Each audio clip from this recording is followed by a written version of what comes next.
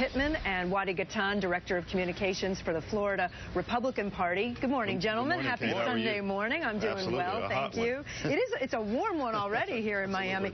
Let's look at our new poll again for a second. It hasn't changed too much, but we've got a new poll out this morning, NBC, Wall Street Journal, Marist, showing Donald Trump at 43% here in Florida, Marco Rubio at 22% still, despite the fact that he has been trying and trying. He's all over Florida this morning. Is there any way, Sean, that he pulls out a win here?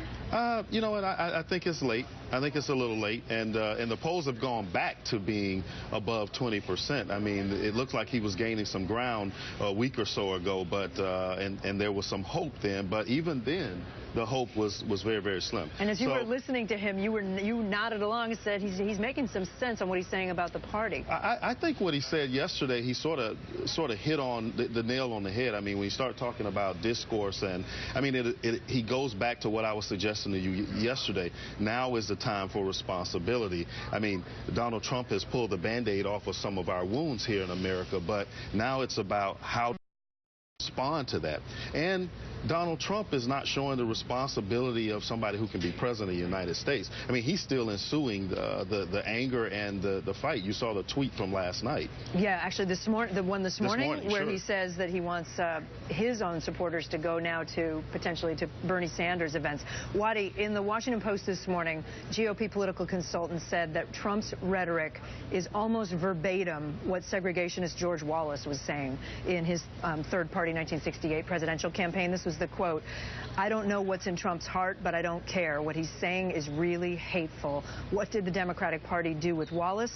They rejected him. Are you at a point in your party where you need to reject the words of Donald Trump? Well, I think that's very much going to be up to the voters. I think this is a very unique election where voters really need to pay attention to every single word that the candidates are saying. What does that message mean for America? What does it mean for our communities? What does it mean for our parties? That's a decision they're going to have to make March 15th. That's the case that Marco Rubio is making on the stomp. Are we going to unite behind, a message of moving forward, of progress, of opportunity, or he's making the contrast? Are we going to unite behind Donald Trump? So at the party, we're encouraging voters to pay very close attention and to play a key role in what is a very key election. On the other hand, I spent last evening with Trump volunteers here in Florida, in South Florida, and they are energized.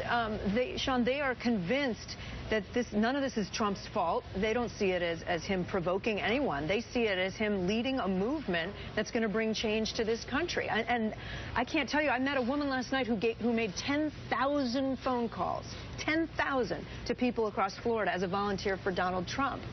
Well, you know what? You can't just look at this in one bubble and simplify it, right? These aren't people who don't believe in this movement. I mean, they believe because he's tapping in on some things that they have that's affecting them every day. I mean, what are we pretending not to know here? America has changed.